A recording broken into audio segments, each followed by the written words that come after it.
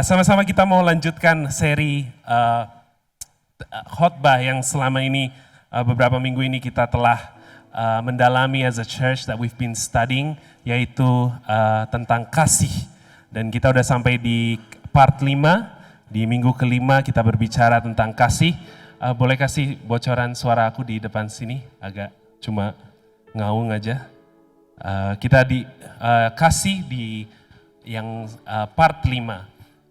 Dan sama-sama saya mau ajak saudara untuk buka di 1 Korintus 13 ayat 4 sampai 13. Kalau saudara bisa membaca di sini, saya akan bacakan cepat saja. Kasih itu sabar, kasih itu murah hati, ia tidak cemburu, ia tidak memegahkan diri dan tidak sombong.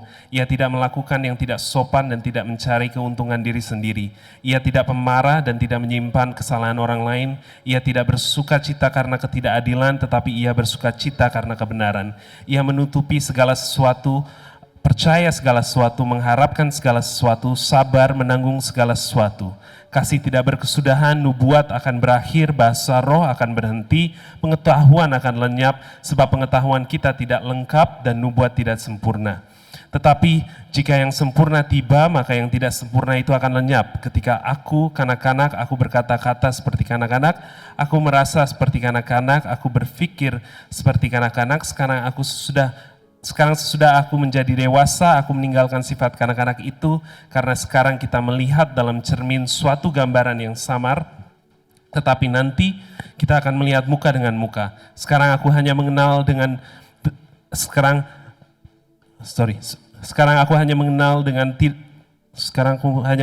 tidak sempurna, tapi nanti aku akan mengenal dengan sempurna, seperti aku sendiri dikenal. Demikianlah tinggal ketiga hal ini, yaitu iman, pengharapan, dan kasih, dan yang paling besar di antaranya ialah kasih. So over the last few weeks, beberapa minggu yang terakhir ini we've been studying on kasih, apa artinya love, what it means to love our neighbor, what it means to love one another, what it means to love your wife, what it means to love your husband, what it means to love your friend, what it means to love your children.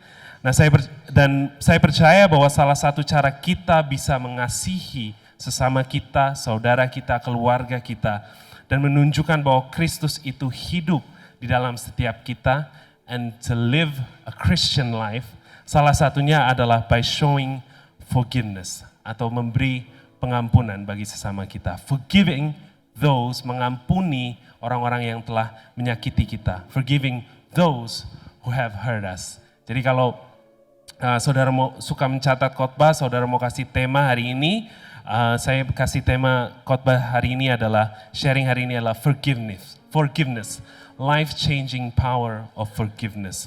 Ada satu kuasa atas pengampunan, ada suatu kuasa yang begitu luar biasa, adalah satu pengajaran yang Tuhan telah berikan kepada kita, yaitu untuk mengampuni orang-orang yang telah menyakitkan kita. When we choose to forgive those who have wronged us, saat kita memilih untuk mengampuni orang-orang yang telah menyakitkan kita, kita mendemonstrasikan satu tindakan kasih sayang yang melebihi daripada segala sakit hati yang telah kita rasakan. There is the power of forgiveness, ada kuasa dalam pengampunan. Mengampuni dapat memberi satu kemerdekaan bagi kehidupan saudara. Mengampuni dapat memulihkan hubungan satu dengan yang lain. Mengampuni dapat membukakan pintu-pintu berkat bagi kehidupan saudara masing-masing. Kita lihat di Matius 18 ayat 21 sampai 22, pada waktu itu Petrus Rasul Petrus bertanya kepada Tuhan, and he thought, dan dia berpikir pada saat itu pertanyaan dia adalah satu pertanyaan yang begitu luar biasa, yang bakal pokoknya luar biasa banget, dan mungkin Tuhan akan bangga gitu. Tuhan Yesus akan bangga sama pertanyaan dia. Dia tanya, kemudian datanglah Petrus dan berkata pada Yesus, Tuhan, sampai berapa kali aku harus mengampuni saudaraku jika ia berbuat dosa terhadapku? Sampai 7 kali?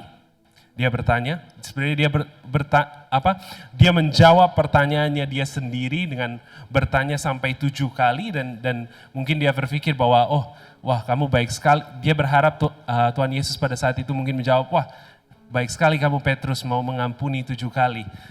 Wah kamu murid yang teladan, kamu murid yang baik. Tapi Yesus berkata kepadanya, bukan, aku berkata kepadamu, bukan sampai 7 kali, melainkan sampai 70 kali 7 kali. Tuhan Yesus memberikan a number that is almost infinite. Dan Tuhan mengajarkan kita untuk berkali-kali selalu memberikan pengampunan kepada orang-orang yang telah menyakiti kita. It's life-changing power of forgiveness. Arti daripada kata forgiveness atau mengampuni artinya dalam bahasa Inggris adalah the action or process of forgiving atau or being forgiven, diampuni. Mengampuni dalam bahasa Indonesia artinya memberi ampun, memaafkan, mengampuni kesalahan. Mengampuni berarti dengan tulus hati kita memberikan maaf kepada orang yang bersalah dan tidak mengungkit-ungkit lagi kesalahan tersebut serta membebaskan orang lain dari perasaan bersalah. Ada beberapa definisi akan forgiveness di bahasa Hebrew-nya waktu di Perjanjian Lama. Forgiveness artinya adalah noso, nasa, to lift, mengangkat, to support, to take away, mengambil. Jadi mengampuni, mengambil segala hal yang udah bersalah, diambil, diangkat daripada orang yang bersalah kepada kita. Di terjemahan in the New Testament, Perjanjian Baru, di bahasa Yunaninya, forgiveness bisa means aphiemi atau juga charizomai, yang artinya to give graciously, secara freely. Kita mengampuni itu secara freely tanpa mengungkit-ungkit hal lagi. Kita to let go, untuk to leave, untuk meninggalkan. Jadi kalau kita telah memberikan pengampunan kepada seseorang, kita gak mau ungkit-ungkit lagi, kita tinggalkan semua yang sudah terjadi, kita mengampuni, kita buka lembaran baru, dan kita berjalan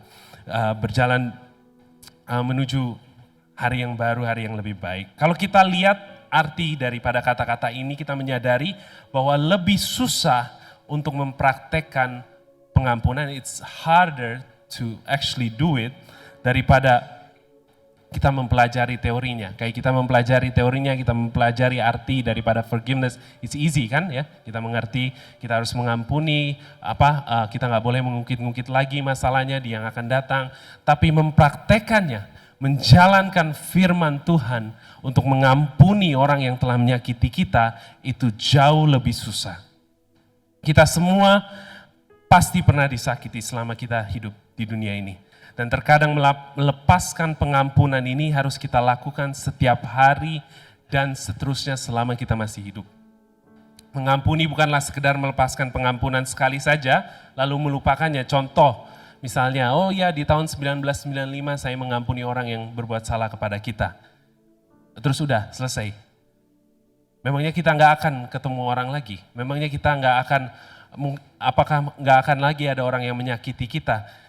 Nyatanya kita setiap hari kita pasti berinteraksi dengan orang, berbenturan dengan orang, berseberangan pandangan, kita kadang mempunyai berbeda pendapat sehingga terkadang pengampunan itu harus selalu terjadi di setiap hari kita. To forgive one another itu pasti setiap hari, bahkan mungkin setiap jam. Kadang kita harus mau berkorban untuk to forgive someone who have hurt us. Kadang kita berpikir bahwa cukup sekali saja dan menganggap kita nggak perlu lakuin pengampunan lagi. Tapi kenyataannya yang seperti saya bilang, every day pasti ada an opportunity atau kesempatan yang datang di dalam kehidupan saudara di mana saudara harus mengampuni. You see, to be honest, we hurt people. Manusia ini pasti kita pernah menyakiti.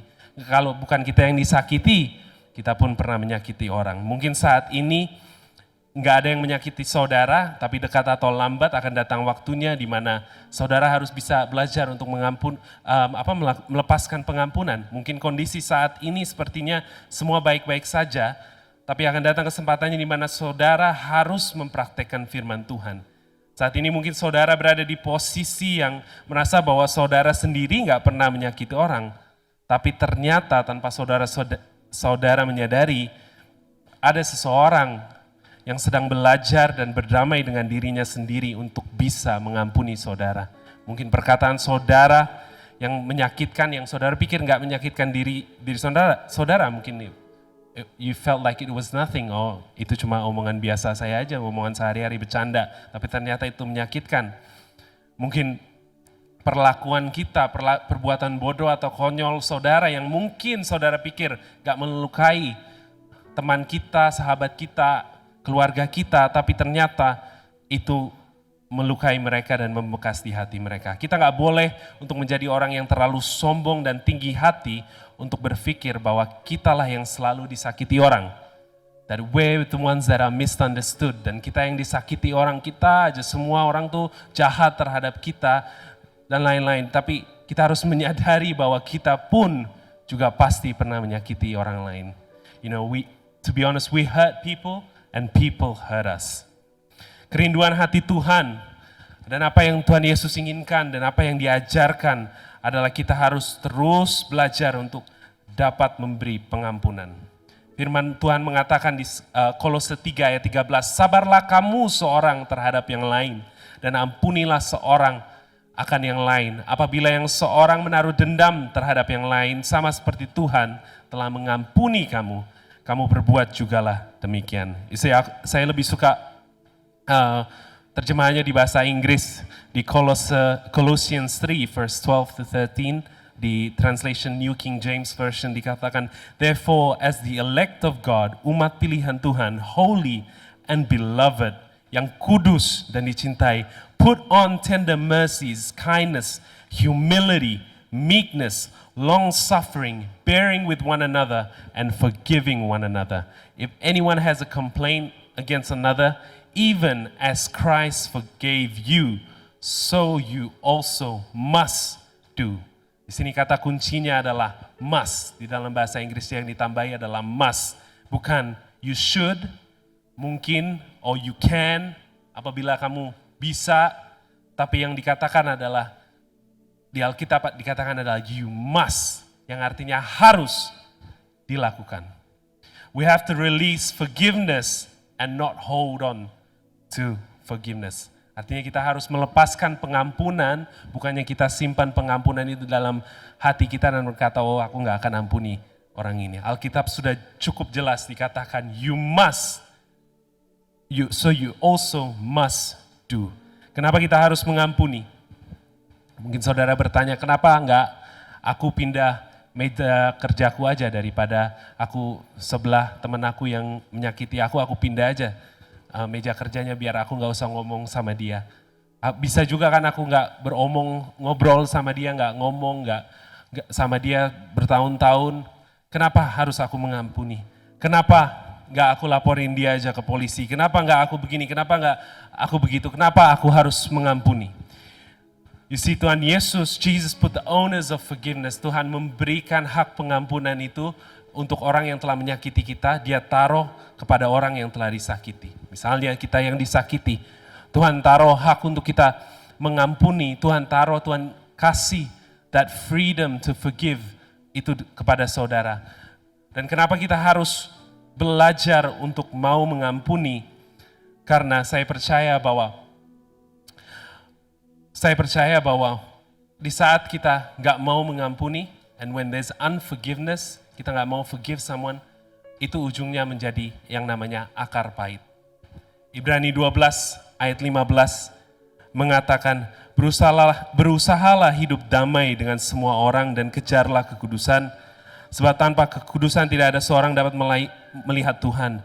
Jagalah supaya jangan ada seorang pun menjauhkan diri dari kasih karunia Allah, agar jangan tumbuh akar yang pahit yang menimbulkan kerusuhan dan yang mencemarkan banyak orang. Bahasa Inggrisnya lebih jelas lagi, work at living in peace. Bekerjalah supaya bisa hidup dalam damai with everyone, and work at living a holy life, dan berusahalah untuk hidup kudus.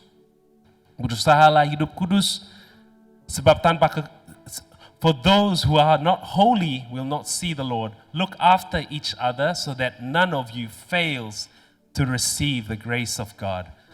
Watch out that no poisonous root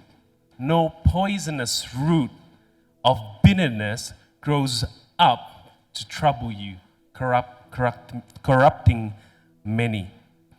Jagalah supaya tidak ada terjadinya akar pahit. Makanya itu kita mesti belajar untuk melapaskan pengampunan. Because you see, kalau saudara nggak mau belajar untuk mengampuni orang yang telah menyakiti saudara, apa yang terjadi adalah that bitterness, akar pahit itu mulai menanamkan di hati saudara, dan begitu akar pahit itu mulai menyebar, everything di dalam hidup saudara mulai kacau. Makanya dibilang, so that it does not trouble you, it doesn't corrupting you. Troubles you, bukan trouble buat orang lain. Kadang kita berpikir kalau kita nggak melepaskan pengampunan, oh itu orang yang nanti akan sakit hati, atau itu orang yang hidupnya akan live a miserable life, hidupnya akan susah. Tapi yang terjadi adalah sebaliknya, hidup kita yang susah, hidup kita yang apa-apa kita jadi orang yang sinis, apa-apa kita jadi gampang kecewa, gampang marah, gampang kehilangan sukacita kita. Saya belum pernah ketemu orang yang hidupnya yang punya satu akar pahit, tapi dia hidupnya senang, dia bisa tidur malam, dia bisa tidur nyenyak, dia bisa jalan-jalan, dia punya have a healthy relationship, dia punya hubungan yang baik dengan Tuhan, dia bisa berjalan dengan Tuhan, dia mempunyai satu hubungan yang baik dengan keluarganya. Gak ada orang yang mempunyai akar pahit or bitterness itu live a happy life. Kalau saudara mau berjalan di komunitas yang baik, berjalan dekat dengan Yesus, mendengar akan perintah Tuhan sehari-harinya, saudara harus belajar untuk bisa melepaskan pengampunan terhadap orang-orang yang telah menyakiti saudara. Supaya apa? Supaya tidak ada tumbuh akar pahit yang merusak diri saudara sendiri, yang merusak hati saudara sendiri. We gotta learn to rise up above the offenses, less bitterness. Sebenarnya bitterness itu, akar pahit itu apa sih? Itu sebenarnya cuma kamu berbuat salah kepada saya, dan saya nggak ada kesempatan untuk membalas apa yang kamu telah buat ke saya. Jadi saya simpan, saya nggak akan kasih pengampunan ke kamu. Saya simpan, nanti satu saat saya balas dendam. That's bitterness. Kita mau simpan supaya apa? Supaya orang lain juga merasakan sakit hatinya yang mereka telah perbuat terhadap kita. That's all bitterness is. Dan kalau kita nggak mau mengampuni orang yang telah menyakiti hati kita, berarti kita orang yang kalah. Then we are the ones that lose. We lose everything. We lose relationship with God. We lose our relationship dengan anak-anak kita. We lose relationship with our wives, our husbands. We lose relationship dengan para leaders kita di gereja. We lose everything. When we don't forgive, hasil buah dari unforgiveness, dari nggak mau mengampuni adalah bitterness. Bitterness ini saya bilangnya mungkin sama seperti luka, seperti like a wound. Kalau bahasa Inggrisnya wound, luka yang nggak diobati, dia pastinya kan jadi kemana-mana, dia menjadi virus, jadi bakteri, jadi nggak baik, dia bau. Makanya selalu kan kalau ada luka, tergores atau apa, kita buru-buru kan obati. And just like a broken heart, hati yang disakiti, kalau kita nggak mau cepat-cepat melepaskan pengampunan, kalau kita nggak mau cepat-cepat bawa dalam doa, kalau kita nggak mau cepat-cepat minta campur tangan Tuhan, it just quickly becomes satu akar yang pahit. Just bitterness will grow. Yang kedua, kenapa we should forgive? We forgive for the sake of our own freedom. Kita melepaskan pengampunan untuk supaya diri kita merdeka dari akar pahit, supaya diri kita dapat merdeka di dalam Kristus, supaya hidup kita bisa tenang, supaya kita bisa melakukan janji-janji Tuhan, supaya kita bisa dengar suaranya, supaya kita bisa berjalan bersama Dia. Forgiveness, pengampunan itu adalah hadiah Tuhan, God's gift to us to set us free. Seperti yang saya bilang, tidak ada satu orang di dunia ini yang dia nggak mau memaafkan orang tersebut, namun hidupnya dalam keindahan, kenikmatan, mempunyai hubungan yang manis. You see, semua daripada unforgiveness results to bitterness. Dan pada saat ada bitterness, dia juga menghasilkan suara-suara dalam hati kita yang berkata dengan kata awalnya seperti ini, saya tidak akan pernah mau tertanam di gereja lagi karena pendeta saya yang dahulu, yang melukai saya. Saya tidak akan pernah mengampuni mertua saya karena waktu Natal 2023 dia bilang saya gemuk. Saya tidak pernah akan mengampuni sahabat saya karena dia bohong kepada saya. Saya tidak akan pernah, I would never this, I would never that, I would never forgive, I would never do this, I would never do that. Dan itulah yang terjadi. Saat kita nggak mau melepaskan apa yang namanya pengampunan, kita mulai isi hidup kita dengan suara-suara yang negatif. Dengan perkataan-perkataan yang negatif dan tipu muslihat iblis. Kita pikir bahwa dengan adanya kata-kata seperti itu, kita melindungi diri kita sendiri kan? Kayak, oh ya, I would never trust that person, aku nggak mau percaya sama orang itu lagi, dia pembohong dan lain-lain. Kita pikir kita melindungi diri kita sendiri, tapi tanpa kita sadari, yang kita sedang lakukan adalah kita membangun tiang-tiang penjara di hati kita, di dalam kehidupan kita, dan kita ada di dalam penjara itu whilst looking out. Akhirnya kita nggak bisa bergaul, kita jauh dari Tuhan, jauh dari komunitas yang sehat, tidak ada sukacita, tidak bisa mensyukuri akan hal-hal yang kecil yang Tuhan berikan di dalam kehidupan kita. Ini bukan untuk menutupi atau mengatakan bahwa apa yang terjadi pada saudara, if someone's hurt you, I'm not saying, saya nggak berkata bahwa,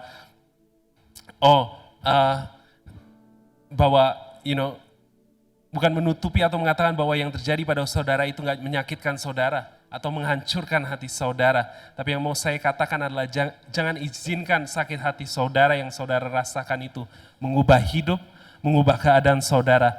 Tapi percaya bahwa setelah hurt and pain, setelah sakit hati saudara, ada hope and life. After the hurt dan pain, segala sakit hati yang saudara telah lewati, yang telah orang lakukan, percaya bahwa there is hope and there is life. Bahwa ada kehidupan and there is hope. Ada masa depan yang masih indah. Kita harus percaya bahwa kenapa kita harus melepaskan pengampunan adalah to set ourselves free. Berikan kemerdekaan bagi diri kita sendiri, bagi hati kita. Mengampuni bukan berarti kita melupakan apa yang mereka telah lakukan terhadap kita atau pernah berbuat dalam hidup kita. Forgiveness adalah kita mau mulai melakukan disempowering all the hurt, mematahkan segala sakit yang pernah kita rasakan. The first step to all that adalah forgiveness. Mengampuni tidak harus menunggu permintaan maaf dari orang yang telah menyakiti kita, because that will never happen, that will never come. Orang yang menyakiti kita, untuk dia menyadari dan minta maaf, that will never come, itu nggak akan pernah terjadi. We got to take the first step. Kita harus mengambil langkah pertama untuk mengampuni orang itu. Bagaimana caranya? Mungkin saudara bertanya, kalau gitu bagaimana caranya supaya kita bisa mengampuni dan melepaskan pengampunan itu day by day? Dan saya nggak punya jawaban yang benar, yang accurate, mungkin nggak accurate, tapi saya pikir ini saudara bisa aplikasikan ke dalam hidup saudara sendiri. How? Number one, kita harus punya keyakinan, a conviction, bahwa that forgiveness needs to be released for the sake of our freedom. Kita harus punya keyakinan bahwa pengampunan itu perlu dilepaskan untuk kemerdekaan kita. Kalau kita nggak punya keyakinan itu, then kita nggak akan pernah bisa lakukan memberi pengampunan. Karena kita akan selalu bolak-balik antara saya nggak mau mengampuni ya, karena saya nggak bisa. Dia sudah terlalu menyakiti aku. Tetapi juga akan ada suara yang berkata, aku harus lepaskan pengampunan supaya diriku bisa bebas dari daripada akar pahit. Nah, tinggal suara mana yang lebih besar, suara Tuhan yang mengatakan untuk melepaskan pengampunan atau suara duniawi, tipu muslihat iblis yang mengatakan kita nggak perlu melepaskan pengampunan. Makanya itu harus ada satu keyakinan di dalam diri kita bahwa kita perlu melepaskan pengampunan for the sake of our freedom, supaya kita bisa menjadi utuh, to be whole. Yang kedua, a conviction, satu keyakinan bahwa karena Tuhan telah memaafkan kita dan semua dosa-dosa kita yang jauh lebih parah, jauh lebih menyakiti hati Tuhan, jauh lebih far more crazy. Maka kenapa kita nggak bisa memaafkan orang lain yang mungkin apa yang dia perbuat kepada kita itu nggak separah yang kita lakukan terhadap Tuhan. God has already forgiven us. So kenapa kita nggak bisa forgive? Seperti kalau saudara baca terus di Matius 18, seterusnya di ayat-ayat berikutnya, di situ terjadi Tuhan berikan contoh di mana satu hambanya berhutang kepada tuannya 100 talenta, yang artinya a large amount, a big amount. Nah hambanya ini yang mempunyai hutang 100 talenta ini dihapus dan dimaafkan sama tuannya. Lalu dia punya teman atau mungkin pegawai dia yang berhutang kepada dia 100 dinari, and it's a smaller amount.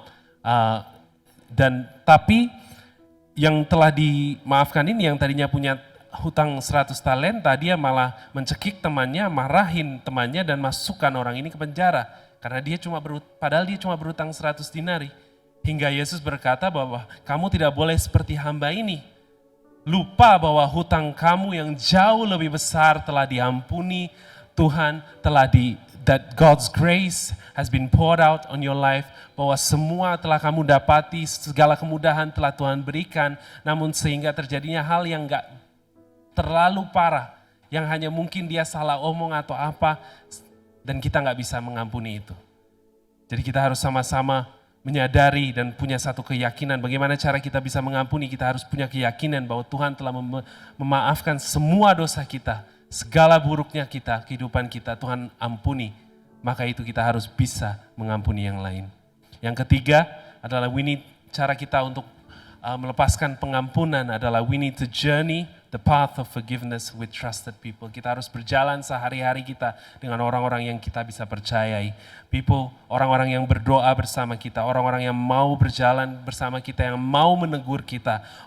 Bukan orang-orang yang manasin, yang berkata bahwa iya sih dia tuh emang kayak begini, dia tuh orangnya gak baik, dia tuh emang orangnya tuh jahat, ngomongnya gak baik. Tapi kita harus memilih untuk berjalan dengan orang-orang yang mau menegur kita, yang di dalam Kristus, yang mau menjadi teman yang baik, yang selalu mau menegur kita dan memberitahukan kita dan mengingatkan kita untuk melepaskan pengampunan. Kenapa pentingnya kita untuk melepaskan pengampunan? Karena kita harus sama-sama belajar untuk turn our wounds, ubah segala sakit hati kita, luka kita menjadi scars. Scars itu adalah bekas daripada luka. Lukanya udah gak ada di situ lagi, tapi lukanya juga udah gak sakit, tapi ada tanda, ada bekas. Nah bekasnya ini untuk menunjukkan bahwa Tuhan nyata di dalam hidup kita. Tuhan beserta kita, that He could heal a broken heart, that He could heal akar pahit yang tadinya ada, mungkin luka yang tadi ada, yang orang telah menyakiti begitu luar biasa di hidup saudara. Tapi karena kasih Tuhan, because of the love of God, the grace of God, dan Dia telah mengampuni saudara belajar untuk mengampuni orang tersebut juga, dan akhirnya luka itu hanya menjadi sebuah bekas. Dan bekas yang dimana bisa menjadi satu testimoni bagi saudara. Saudara ingat the story of Yusuf, dia dilempar ke dalam sumur, dijual, lalu dituduh oleh Potifar bahwa dia melecehkan Potifar. Banyak hal yang telah terjadi dalam hidup dia untuk dia mempunyai kepahitan, untuk dia gak mau mengampuni saudara-saudaranya. Tapi di kitab Kejadian 50 ayat 20-21 dikatakan, memang kamu telah mereka-rekakan yang jahat terhadap aku, tetapi Allah telah mereka-rekanya untuk kebaikan dengan maksud melakukan seperti yang terjadi sekarang ini, yakni memelihara hidup suatu bangsa yang besar. Jadi janganlah takut, aku akan menanggung makanmu dan makan anak-anakmu juga.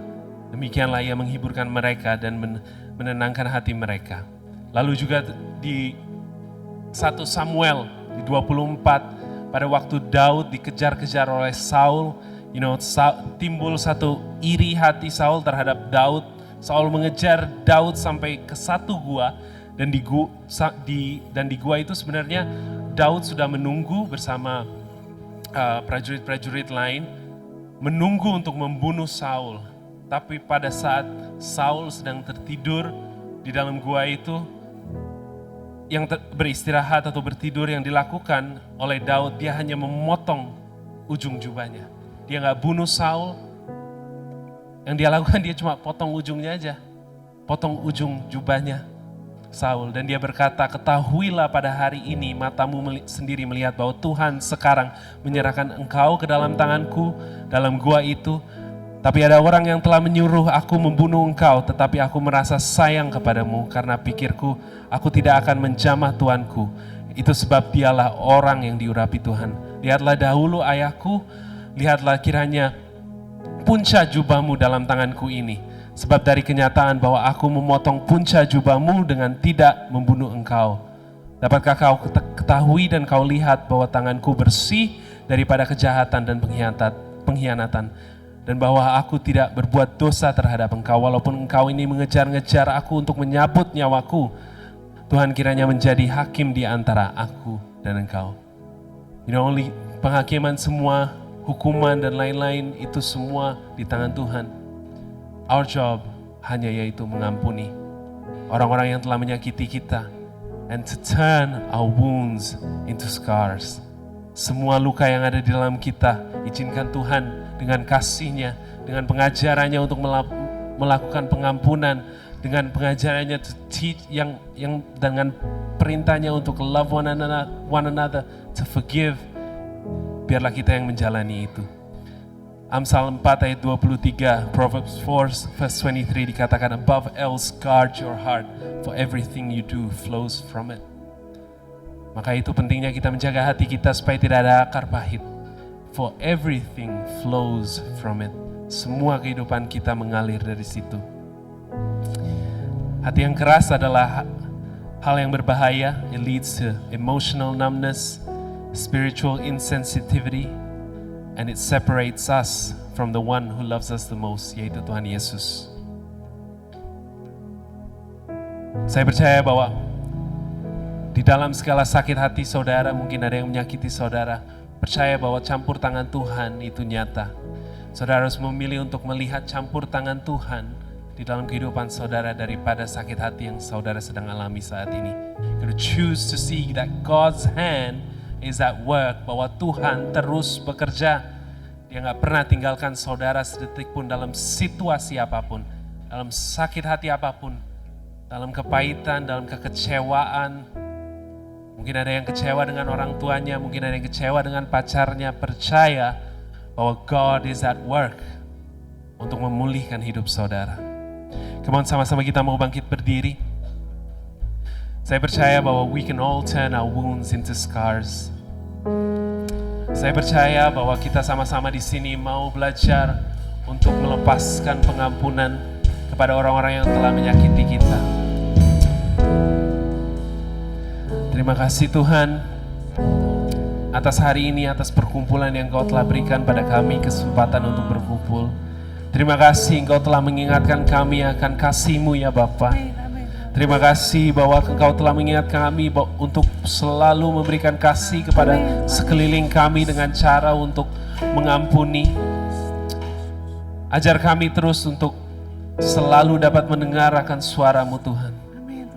Teach us to always walk with you. Teach us to always give forgiveness kepada orang-orang yang telah menyakiti kita. Hamba-Mu telah selesai berbicara Tuhan. Aku percaya bahwa firman-Mu ini hidup dan akan hidup di setiap orang yang mendengar ini ya Bapa. Tuhan terus menjaga mereka, Tuhan terus lindungi segala semua yang sedang sakit hati Tuhan. Ingatkan bahwa you are always at work Tuhan. Engkau sedang bekerja dan Engkau mendatangkan hanya yang baik di dalam kehidupan mereka Tuhan. Terima kasih Tuhan. Sama-sama kita angkat kedua belah tangan kita dan kita mau terima berkat dari Tuhan. Tuhan memberkati engkau dan melindungi engkau. Tuhan menyinari engkau dengan wajahnya dan memberi engkau kasih karunia. Tuhan menghadapkan wajahnya kepadamu dan memberi engkau damai sejahtera. Dalam nama Yesus. Amin. Silakan duduk Bapak Saudara.